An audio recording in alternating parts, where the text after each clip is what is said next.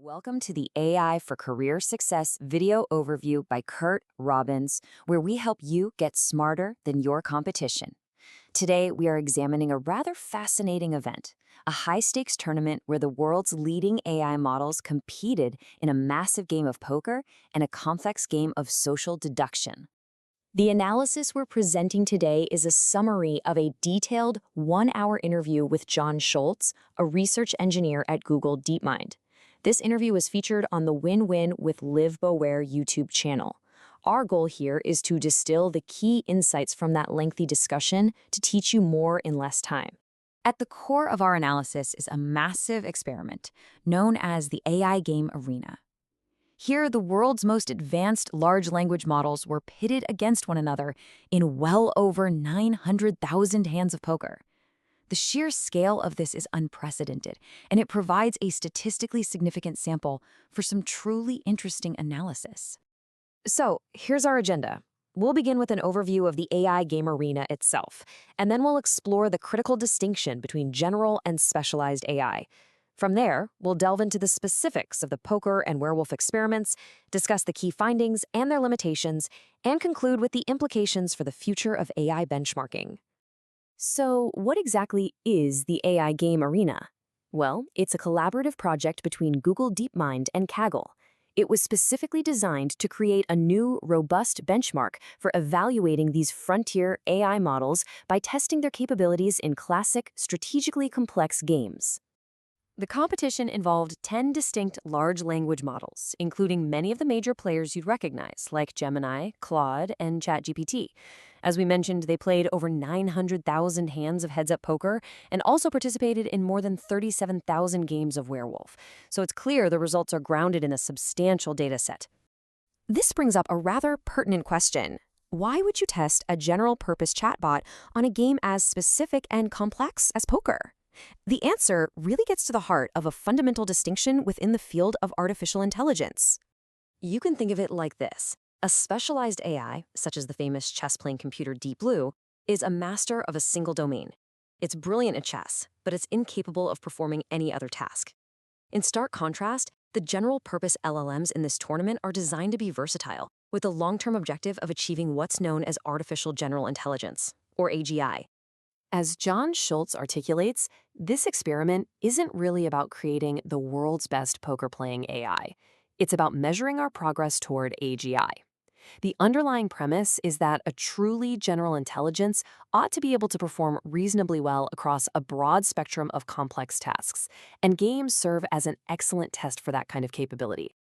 Now, let's turn our attention to the poker experiment. Poker is a compelling choice because it's fundamentally a game of incomplete information and strategic reasoning under uncertainty.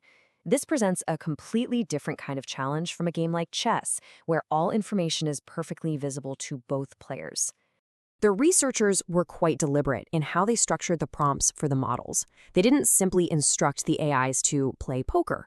Instead, they provided a clear, game theory optimal objective to maximize expected value.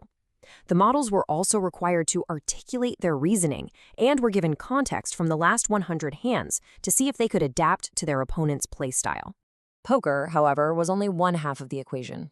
While it tests mathematical reasoning in an uncertain environment, the second game, Werewolf, moves us into an entirely different domain. This is not about mathematics. It's a test of persuasion, deception, and complex social reasoning. This, of course, introduces a significant challenge. How does one actually measure an AI's social intelligence in a quantifiable, repeatable way? This is precisely the problem that the werewolf experiment was designed to address. Unlike poker, with its very structured actions and numerical values, werewolf is conducted almost exclusively through natural language. Players have to form alliances, identify deception, and persuade others to their point of view. This makes it an ideal environment for testing the core capabilities of an LLM: communication, interpreting social cues, and persuasive argumentation. So after millions of these game interactions, what did the researchers actually discover?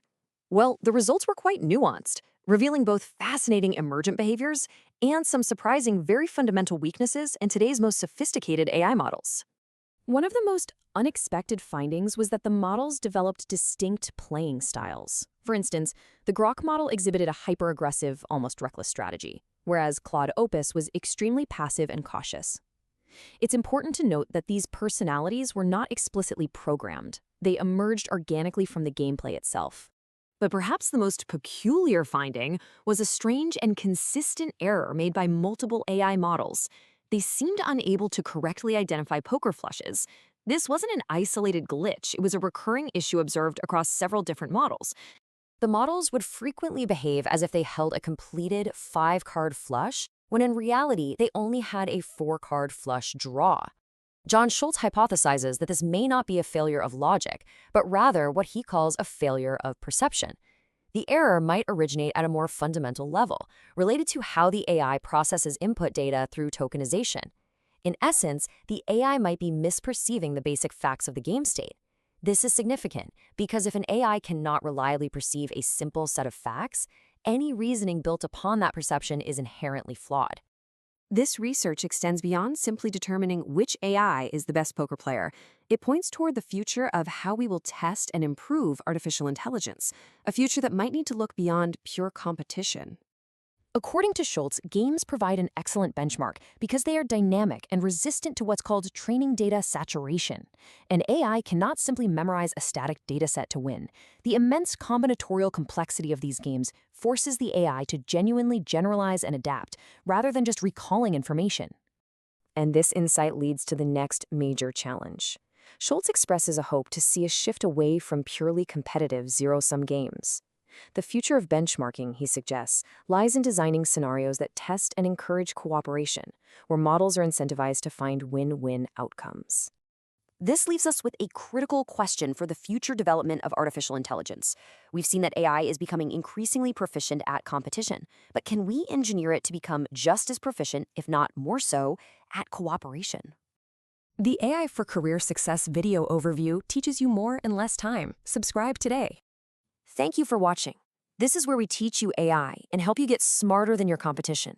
If you find these videos valuable, please consider using the QR code at the beginning or end of this video to buy us a coffee.